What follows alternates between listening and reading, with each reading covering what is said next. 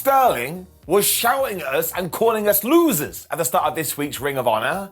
And I was like, what is this? Am I home for Christmas? Also, hello, my friends, and welcome to Ring of Honor Ups and Downs, and a special salute for that one guy who just threw a bunch of expletives at me, because there was no ROH UDS last week. Look, we're doing what we can, man. Would you just calm down? It is just a stupid show where I wiggle my finger around. Now, I appreciate the passion, and I appreciate the care, but some of you real crazy, I still love you. It also meant that the varsity athletes were here, specifically Davari, and I felt very warm and fuzzy in my tum-tum because he was taking on Mark Briscoe. Briscoe also got a wonderful reaction, which does just make me happy. And given that Davari was out with Sterling, Tony Nese and Josh Woods, I was like, well, he's flipping screwed, isn't he? But actually, it turned out all right, kinda. So even though Mark was able to take Davari down in the early going, when he went for a dive, do you know what that damn Josh Woods did? He took more Mark Briscoe and he threw him into barricade. So who the hell am I supposed to talk to here? There's no point talking to the referee. They don't care about interference and they don't care about distractions. And Baz is just trying to do his job. I mean, it really pisses me off. And people go, ha ha, you're so funny, Simon. Does it look like I'm joking? No. In fact, it kind of looks like I've gone insane. There was then yet more interference when Ari was like, well, I'm just going to do cross bodies over and over again, which is a really bad idea, because Mark Briscoe is a human. He has a brain. So eventually he was just like, well, I'll get out the way then, you absolute goober. This is when Nese and Woods were just continually getting involved till eventually the official went, look, I'm looking at you now, so you do have to get out of here. So Mark Briscoe grabbed Davari, he nailed him with the J Driller, and he got the 1, 2, 3. But actually, this got even more entertaining because these bad guys did beat up the good guys. So you're like, somebody needs to make the save.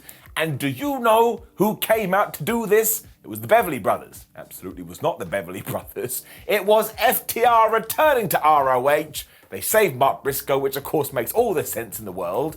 So I guess now we can do some 6-man tags. And every now and then we should be throwing some AEW guys onto Ring of Honor because it would just make interest grow and grow and grow. Oh, this was good. We then had an interview with Eddie Kingston after this. And all of those injury rumours were accurate. Because he told us that he has been suffering from a hernia since September. I was like, how the flub have you done everything you have done over the last 8 months? But he's not using that as an excuse why he lost to Claudio Castagnoli. Cloud was the better man, and now he's probably going to have to go and have surgery. Shit. It got him so down when he did lose, however, he went back to his hotel room and he actually thought about quitting until he remembered what Castagnoli had told him before. So he said, nope, I'm going to learn from this and come back a better man. And as always, any time Eddie Kingston does a promo or talk, whether it is actually real or whether he's just playing up to the storyline, you're like, man, I think everything he's saying is 100% legit. So I do hope he gets better soon. And when he does return, I hope he becomes Ring of Honor champion and he has more appearances on Dynamite. Just that damn good. When Skye Blue was also back of Ring of Honor, she continues to improve. I don't know why I did this. As we have already talked about, it does tie in very nicely because she recently signed on full-time with All Elite Wrestling, or at least something like that, and she's being heavily involved in the Outcast storyline. Miss Jackson, ooh. So if we can continue to use her here, there, and everywhere, she will only continue to improve.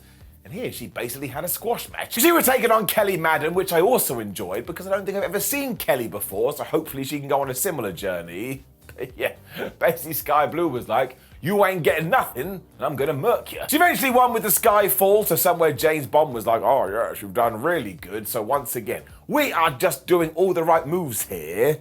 And in a few years' time, because apparently my watch tells the time by years, I think she will be a super duper whooper star.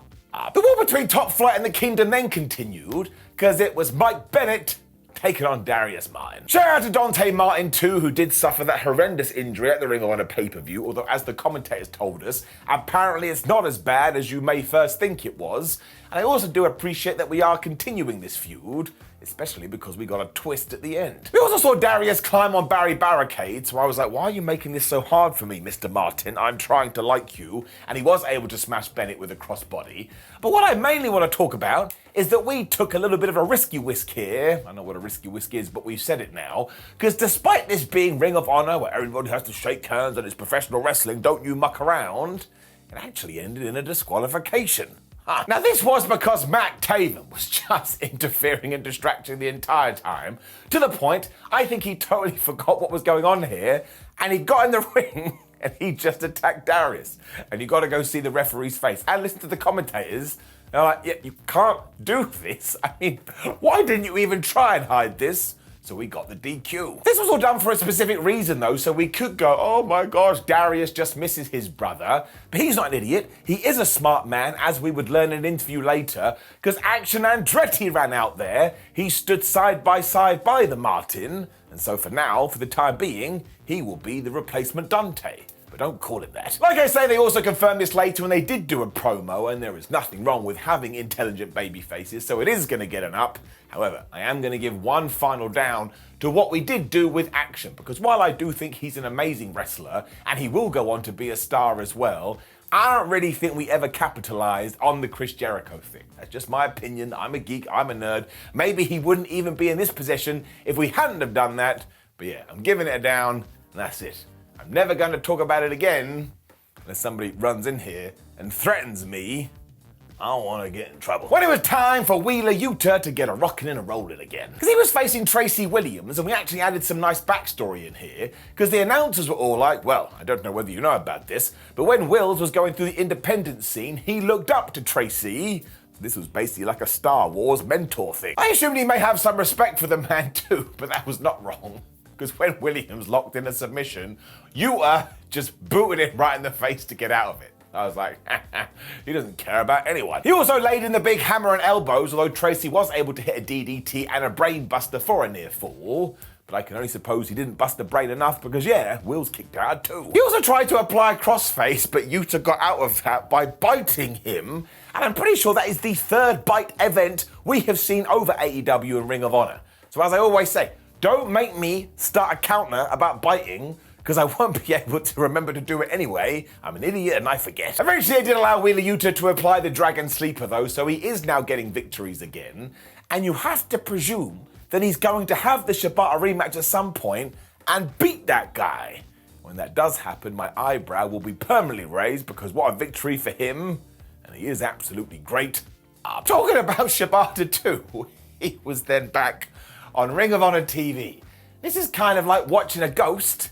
I never thought it was actually going to happen. He was also teaming with Alex Coughlin, who is one of his trainees, so that made sense, as they were taking on the Workhorsemen. Now, never forget, even when you do get up at 5:30 a.m. in the morning, that is one of the greatest names in all of professional wrestling. It was also smart to do a tag team match here, because we don't have to risk Shibata's health, because I can't lie, every time he is in the ring, I do turn into his dad, much as I do with Bryan Danielson or Adam Cole these days. I'm like, please just be okay. It's totally not worth it. He can't get away with anything though, because he just has this aura about him, which means less is more. Like, even if he had tagged in, just walked around the ring, and tagged back out again, I'd have been, oh wow, Shibata, he's so damn cool.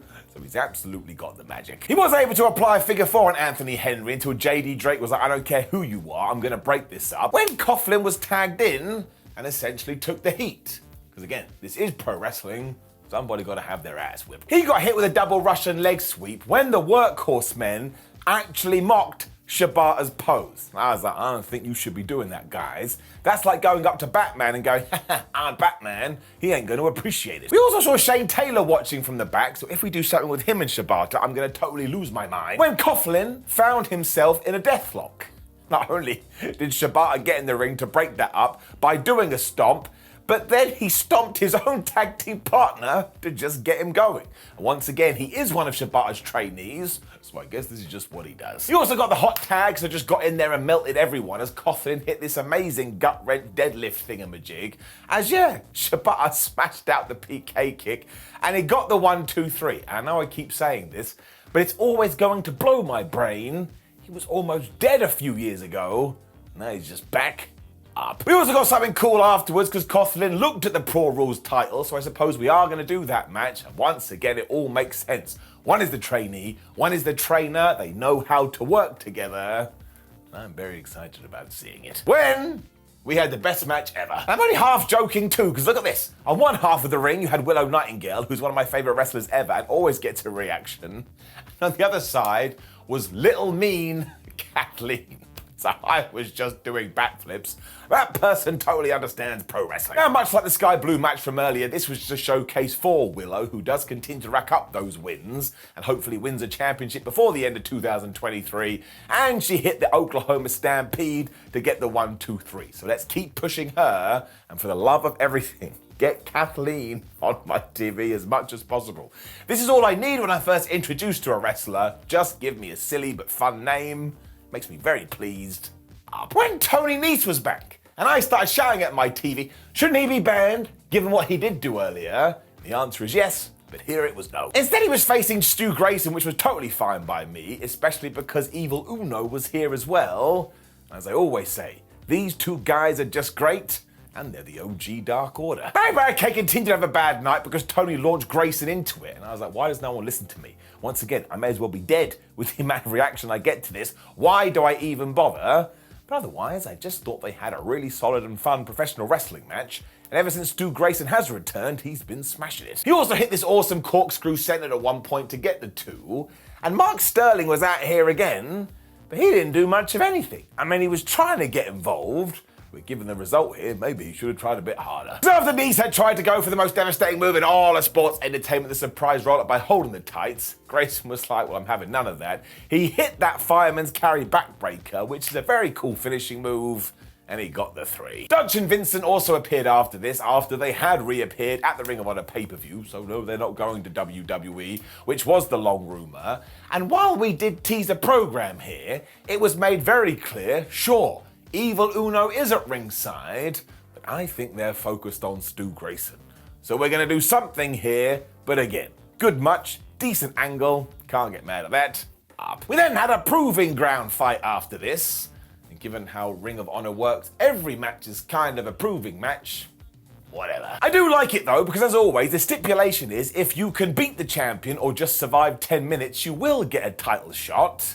That's probably something other promotions should steal and use. It was also Athena versus Ashley de Amboy, who I also don't think I've seen before. So once again, this is my favorite thing about ROH. Send me new wrestlers so I can decide whether I like them or not.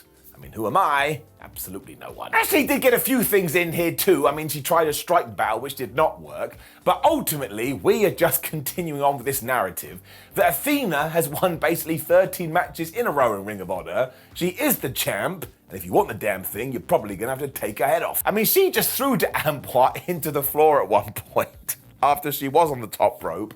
And then she saw Simba the Steel Steps, did the same thing again. She hit the O-face, and she got the 1-2-3.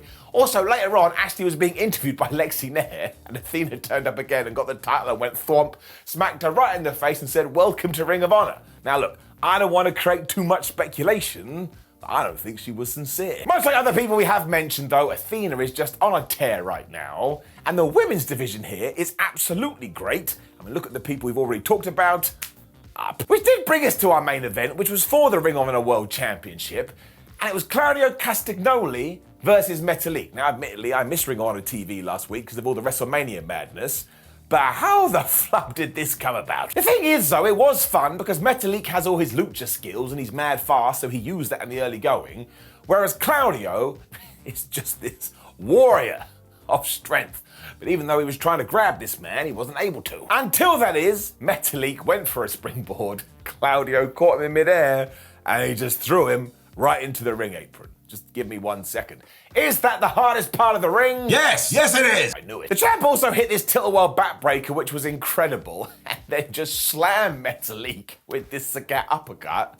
I was watching it like, my word, I think he's forgotten what wrestling is again. Hilariously, Metalik's comeback was the most devastating move in all of sports entertainment, but that didn't work when he once again went back to the ropes and he actually got Claudio rocking and a-rolling. I mean, at one point, he was even on the floor. He also hit this amazing Hurricane Rana, but the real issue with this is I don't even think Metalik's family would have thought he had a shot here. So even though he kept getting all these near falls, the ref went 1, 2, and there was no real like, oh, I can't believe it.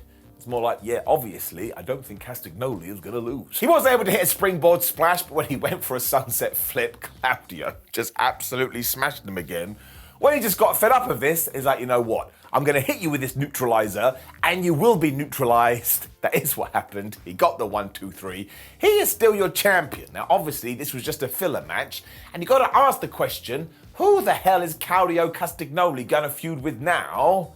I don't actually have an answer for you. It was still a fun last match though, or one that did lack a little bit of tension, but as always, Ring of Honor knows exactly what it's gonna be. You're gonna tune in every Thursday and it's just gonna go, here's a good match, here's a good match, here's a good match.